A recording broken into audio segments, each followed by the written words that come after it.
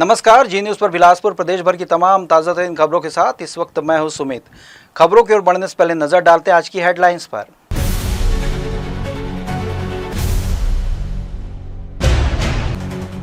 छत्तीसगढ़ की नई आबकारी नीति में ठेका प्रणाली की वापसी संभव, पारदर्शिता, राजस्व बढ़ोतरी के साथ जनता को मिलेगी बेहतर सेवा और नियंत्रण व्यवस्था। जीजीयू में छात्र अरसलान की मौत पर भड़की एबीपी, 2 घंटे तक उग्र प्रदर्शन कर प्रबंधन पर लापरवाही और जांच में देरी के लगाए आरोप। बिलासपुर में नर्सिंग छात्रा की संदिग्ध मौत, हॉस्टल में फांसी के फंदे पर झूलता मिला शव, मोबाइल पर अनजान कॉल्स से बड़ा रहस्य। आंवला नवमी पर कंपनी गार्डन में महिलाओं ने आंवले के वृक्ष की पूजा की, भक्ति, सौहार्द और पारिवारिक सुख समृद्धि की कामना से गूंजा माहौल। अब समाचार विस्तार से। छत्तीसगढ़ सरकार आने वाले वित्तीय वर्ष 2026-27 के लिए नई आबकारी नीति पर विचार कर रही है। इसमें यह संभावना जताई जा रही कि राज्य में शराब दुकानों का संचालन एक बार फिर ठेका पद्धति से किया जा सकता है। विशेषज्ञों को मानना है कि इस बदलाव से सरकार को न केवल राजस्व में वृद्धि होगी, बल्कि दुकानों के संचालन में पारदर्शिता और प्रतिस्पर्धा भी बढ़ेगी। पिछले कुछ वर्षों में सरकारी बिक्री प्रणाली के चलते जहां कई बार अव्यवस्था और गड़बड़ी की शिकायतें सामने आई हैं, वहीं कई दुकानों पर भीड़ और नियंत्रण की भी कमी देखी गई। नई नीति के तहत यदि निजी संचालकों को ठेका प्रणाली में शामिल किया जाता है तो इसमें ग्राहकों को बेहतर सेवा, सुव्यवस्थित वितरण और गुणवत्तापूर्ण उत्पाद उपलब्ध कराए जा सकेंगे। राज्य सरकार के सूत्रों के मुताबिक आबकारी विभाग इस दिशा में गंभीरता से मंथन कर रहा है। आबकारी सचिव आर प्रसन्ना ने विभागीय अधिकारियों के साथ बैठक भी की है, जिसमें नई नीति को पारदर्शी और राजस्व बढ़ाने के दृष्टिकोण से तैयार करने पर चर्चा हुई। इसमें राज्य की आमदनी में उल्लेखनीय बढ़ोतरी की उम्मीद है। गौरतलब है कि वर्ष 2017 में तत्कालीन सरकार ने शराब बिक्री का जिम्मा खुद संभाला था। अब अनुभव के आधार पर यह महसूस किया जा रहा है कि निजी ठेकेदार प्रणाली से नियंत्रण और पारदर्शिता दोनों को संतुलित किया जा सकता है। यदि यह प्रस्ताव मंजूर होता है तो राज्य की आबकारी नीति देश में एक सकारात्मक उदाहरण बनेगी, जो विकास और जवाबदेही दोनों को संतुलन साधेगी।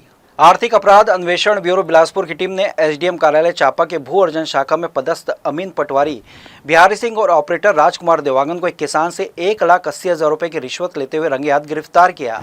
जानकारी के अनुसार ग्राम रायपुरा जिला शक्ति निवासी किसान बुधराम धीवर ने 16 अक्टूबर को एसीबी इकाई बिलासपुर में शिकायत दर्ज कराई थी कि उसकी और उसकी बहन के नाम की ग्राम कोसबंदा जिला जांजगीर स्थित जमीन नेशनल हाईवे निर्माण के लिए अधिग्रहित की गई है। इसके एवज में अगस्त 2025 में एसडीएम कार्यालय चापा से भू अर्जन अधिकारी द्वारा उन्हें 35,64,099 रुपये मुआवजा राशि रूप में उनके संयुक्त बैंक खाते में जमा की गई थी। शिकायत के अनुसार भुगतान के बाद भू अर्जन शाखा के अमीन पटवारी बिहारी सिंह और ऑपरेटर रामकुमार देवांगन ने किसान से कहा कि उन्होंने राशि निकलवाने में मदद की है, इसलिए उन्हें 1,80,000 रुपये देना होगा। रिश्वत की मांग से परेशान किसान ने एसीबी में शिकायत दर्ज कराई और आरोपियों को रंगे हाथ पकड़वाने की इच्छा जताई। शिकायत का सत्यापन सही पाए जाने के बाद एसीबी ने ट्रैप की योजना बनाई। गुरुवार को प्रार्थी बुधराम को रिश्वत की रकम 1,80,000 के साथ भेजा गया।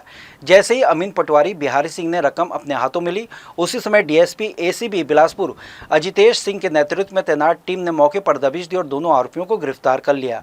टीम ने आरोपित बिहारी सिंह से रिश्वत की पूरी रकम बरामद कर ली है। अचानक हुई इस कार्रवाई से एसडीएम कार्यालय परिसर और आसपास के इलाके में हड़कंप मच गया। एसीबी ने दोनों आरोपियों के खिलाफ भ्रष्टाचार निवारण अधिनियम 1988 की धारा 7 और 12 के तहत अपराध दर्ज कर आगे की कार्रवाई शुरू कर दी है। मस्तूरी जनपद की ग्राम पंचायत विद्याधरी टांगर में संचालित शासकीय उचित मूल्य की दुकान में लापरवाही और अनियमितता के खिलाफ ग्रामीणों ने मोर्चा खोल दिया है। ग्राम पंचायत पदाधिकारियों ग्रामीणों ने आरोप लगाया कि दुकान संचालित करने वाले गोल्डन वे महिला स्व सहायता समूह न तो नियमित रूप से राशन वितरण करता है और न ही सही वजन में खाद्यान्न देता है।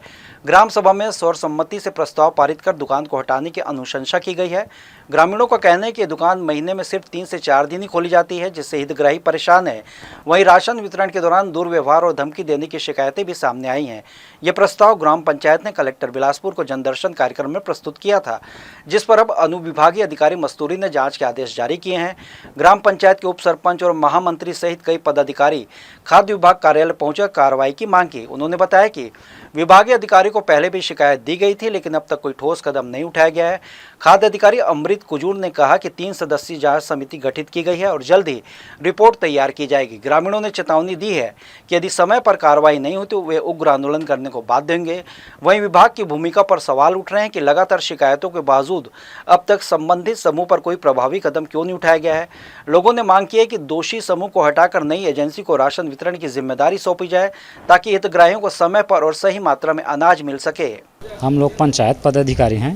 मैं ग्राम पंचायत विद्याधरी टांगर उप सरपंच मिस्टर इंडिया भार्गव। चूँकि हमारे ग्राम विद्यालय टांगर में खलिहान तरीके से नहीं मिल पाती, जिसका संचालन गोल्डन में महिला स्व सहायता समूह के रूप में करती है। और ग्राम सभा में पूरे गाँव वासियों के द्वारा, पूरे पंचायत के द्वारा ये प्रस्ताव पारित किया गया है कि इस समूह के लापरवाही के कारण गांव वाले को, हितग्राहियों को चावल वितरण सही ढंग से रेगुलर नहीं हो पाते। इसलिए ग्राम सभा में प्रस्ताव पारित किए गए हैं, अनुमोदन किए गए हैं, जिसे लेकर हम लोग कलेक्टर साहब के पास भी और खाद्य नियंत्रक साहब के पास भी आए हैं।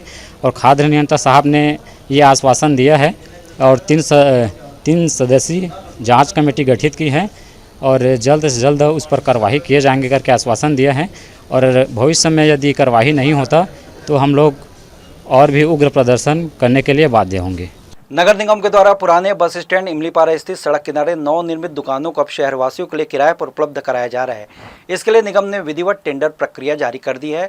इच्छुक लोग निर्धारित आवेदन प्रक्रिया पूरी कर 17 नवंबर तक आवेदन प्रस्तुत कर सकेंगे। निगम का कहना है कि यह पहल शहर में बढ़ते व्यापारिक अवसरों को देखते हुए स्थानीय नागरिकों को व्यवसाय के लिए बेहतर सुविधाजनक स्थान मुहैया कराने हेतु की गई है। नगर निगम के अनुसार ये दुकानें शहर के मुख्य एवं व्यवस्थम क्षेत्र में स्थित है, जहां से व्यापारियों को सुगमता से अपना व्यवसाय संचालित करने का मौका मिलेगा। साथ ही ग्राहकों के लिए भी आवश्यक सामान सुविधाएं शहर के मध्य में उपलब्ध होंगी। निगम ने टेंडर शर्तों में स्पष्ट किया कि चयनित आवेदक को 1 वर्ष का किराया अग्रिम जमा करना होगा। यदि किसी कारणवश व्यापारी समय पर किराया जमा नहीं कर पाता है तो अग्रिम राशि निगम के पक्ष में राजसात कर ली जाएगी। निगम अधिकारियों का कहना है कि यह पहल छोटे एवं मध्यम व्यापारियों के लिए काफी लाभदायक साबित होगी, क्योंकि उन्हें सरकारी दुकानें सुलभ दर पर तथा सुरक्षित माहौल में प्राप्त होंगी। साथ ही निजी दुकानों की तुलना में यहाँ किराया अन्य समस्याओं का बोझ भी कम रहेगा। शहर के व्यापारी इस निर्णय को रोजगार बढ़ाने और व्यापार विस्तार के लिए सकारात्मक कदम के रूप में देख रहे हैं। नहीं, लीज में देते नहीं हैं, लेकिन इस बार हम लोग उसको किराया में दे रहे हैं क्योंकि देखने में आता है कि एक साथ लीज में लेने के लिए बहुत ज़्यादा लोगों को पैसा देना पड़ता है, एक साथ 40 लाख 50 लाख। तो हम इस बार किराया में दे रहे हैं ताकि सामान्य लोग भी इसको ले सके, किराए में चला सके और वहाँ प्रतिस्पर्धा अधिक हो और लोगों को आसानी से दुकान मिल सके। गुरु घासीदास केंद्रीय विश्वविद्यालय में छात्र अरसलान अंसारी की मौत के मामले ने तूल पकड़ लिया है। सोमवार को मृतक छात्र को न्याय दिलाने की मांग को लेकर अखिल भारतीय विद्यार्थी परिषद के कार्यकर्ताओं ने कैंपस में उग्र प्रदर्शन किया। प्रदर्शन करीब 2 घंटों तक जारी रहा, जिसमें छात्रों ने विश्वविद्यालय प्रबंधन पर गंभीर लापरवाही के आरोप लगाए और जल्द कार्रवाई की मांग की। अरसलान अंसारी 21 अक्टूबर से हॉस्टल से लापता था, लेकिन हैरानी की बात है कि विश्वविद्यालय प्रबंधन को इसके बारे में कोई जानकारी नहीं थी। परिजनों ने बताया कि उन्होंने कई बार विश्वविद्यालय प्रशासन से संपर्क कर जानकारी लेने की कोशिश की, लेकिन उन्हें उचित जवाब नहीं मिला। 23 अक्टूबर को छात्र का शव विश्वविद्यालय कैंपस के ही तालाब में मिला। शव मिलने के बावजूद गुमशुदगी का मामला 24 अक्टूबर को दर्ज किया गया, जिससे प्रबंधन और पुलिस पर सवाल खड़े हो रहे हैं। छात्र संगठन का आरोप है कि यदि प्रशासन समय रहते सक्रिय होता तो अरसलान की जान बचाई जा सकती थी। वहीं घटना की जांच में भी लापरवाही बरतने का आरोप लगाया गया है। प्रदर्शनकारियों ने दोषियों के खिलाफ सख्त कार्रवाई, निष्पक्ष जांच और परिसर में छात्र की सुरक्षा व्यवस्था मजबूत करने की मांग की है। विश्वविद्यालय प्रशासन ने मामले में जांच जारी रहने की बात कही, जबकि छात्रों ने चेतावनी दी है कि उनकी मांगें नहीं मानी गई तो आंदोलन और तेज किया जाएगा। अखिल भारतीय विद्यार्थी परिषद के द्वारा यहाँ पे इतना बड़ा आंदोलन हो रहा है, 1 घंटे से ऊपर हो गया, कोई भी डीसी सर अभी तक बाहर नहीं है और साथ ही भाई का अभी भी जांच कार्रवाई नहीं हुई। ना विश्वविद्यालय प्रशासन के द्वारा कोई जोर या दबाव बनाया गया, या विश्वविद्यालय प्रशासन सजग है। हम चाहते हैं कि अरसलान भाई को जल्दी से जल्दी न्याय मिले। 21 तारीख को छात्र गायब होता है हॉस्टल से, 23 तारीख को इसका शव मिलता है हॉस्टल जीजीयू के ही तालाब में। 21 और आज 30, 9 दिन कब 9 महीने में बदल जाएगा पता भी नहीं चलेगा और न्याय मिलना ही।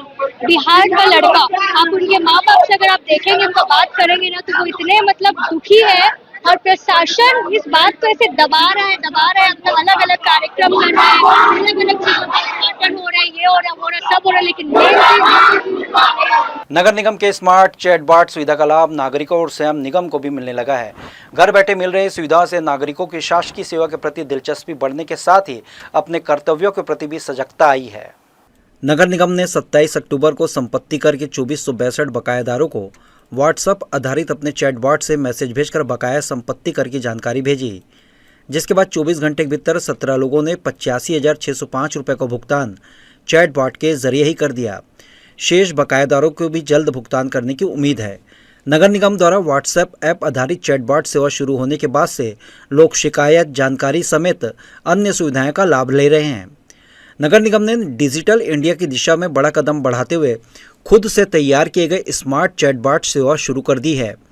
बिलासपुर प्रदेश का पहला ऐसा नगर निगम है जहां नागरिक स्मार्ट चैटबॉट के जरिए अधिकांश सेवाओं का लाभ घर बैठे ले रहे हैं।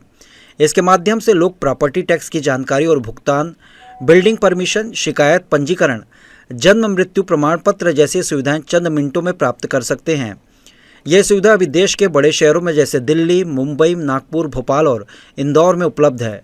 प्रॉपर्टी टैक्स की पूरी जानकारी जैसे अब तक बकाया से लेकर भुगतान की सुविधा दी है। चैटबॉट ग्राहकों के प्रश्नों को उत्तर देने और उनकी समस्याओं का समाधान करने में मदद कर सकता है। इस चैटबॉट का उपयोग करना बेहद आसान है।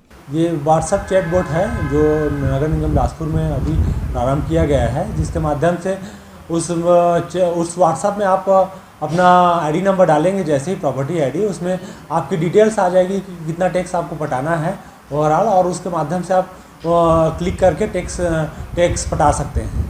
तो ये एक यूनिक चीज़ है बिलासपुर में और बहुत ही आसानी से व्यक्ति अपना टैक्स पटा सकता है। इसके लिए निगम एक विशेष व्हाट्सएप ऐप नंबर 918815782574 है। उस नंबर को मोबाइल में सेव करने के बाद केवल हाथ या नमस्ते लिखकर मैसेज भेजना होगा। इसके जवाब में ऑटोमेटेड रिप्लाई आएगा जिसमें विभिन्न सेवाओं की सूची होगी। नागरिक अपनी आवश्यकता के अनुसार विकल्प चुनकर प्रक्रिया पूरी कर सकेंगे। यह चैटबॉट एआई और मेटा की तर्ज पर काम करता है। जी न्यूज़ के लिए कैमरामैन मनीष पाल के साथ आलोक अग्रवाल की रिपोर्ट। छत्तीसगढ़ स्थापना के रजत जयंती वर्ष के अवसर पर पूरे प्रदेश में प्रधानमंत्री आवास योजना ग्रामीण के तहत गृह प्रवेश कार्यक्रम का आयोजन किया जा रहा है। इस अवसर पर रायपुर के अटल नगर में आयोजित राज्य स्तरीय मुख्य समारोह में प्रधानमंत्री नरेंद्र मोदी वर्चुअली रूप से 3.5 लाख से अधिक हितग्राहियों को सांकेतिक गृह प्रवेश कराएंगे। इनमें बिलासपुर जिले के लगभग 17,839 हितग्राही शामिल है, जिनके मकानों का निर्माण कार्य पूर्ण हो चुका है। राज्य स्थापना दिवस के अवसर पर जिले के सभी ग्राम पंचायतों में एक साथ सामूहिक गृह प्रवेश कार्यक्रम आयोजित किया जाएगा। कार्यक्रम के दौरान नवनिर्मित घरों को दीयों, रंगोली और पारंपरिक साज सज्जा से सजाया जाएगा। लाभार्थियों को खुशियों की चाबी, आभार पत्र और स्मृति चिन्ह भी प्रदान किए जाएंगे। खरीफ सीजन की फसलें अब अपने अंतिम दौर में, लेकिन बदलते मौसम ने किसानों की मुश्किलें बढ़ा दी है। आसमान में लगातार मंडराते बादल और ठंडी हवाओं ने धान की फसलों के लिए प्रतिकूल माहौल बना दिया है। खेतों में पकने को तैयार फसलें अब विभिन्न रोगों की चपेटों में आने लगी है।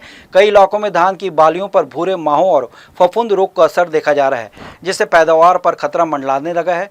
कृषि विशेषज्ञों को कहना है कि इस बार बरसात देर तक रहने और तापमान में गिरावट की वजह से खेतों में नमी बनी हुई है, जो रोगों के प्रसार का कारण बन रही है। खेतों में अधिक नमी और ठंडी हवाएं धान की फसल के लिए नुकसानदेह साबित हो रही हैं। कई जगहों पर पत्तियों का रंग बदलने लगा और पौधों में सड़न की स्थिति दिखाई दे रही है। इससे धान की गुणवत्ता और उत्पादन पर प्रतिकूल प्रभाव पड़ सकता है।